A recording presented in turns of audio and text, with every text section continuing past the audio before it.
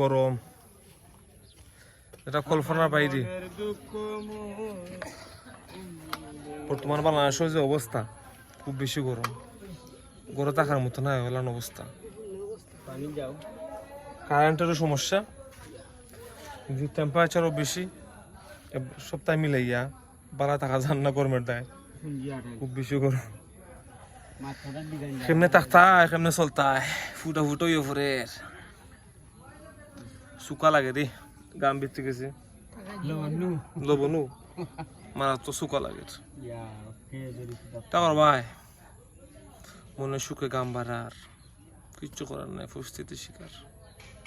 গাম ইচ্ছা মতো গামের সমস্যা নাই, আর লেম্বু খাও বলাইয়া, লেম্বু রস খাও, এছাড়া কোনো আর পথ নাই। গামতে গামতে মাথাও তো গুড়া নিচ্ছে, কি পরিমাণ গরম, আল্লাহ আকবার।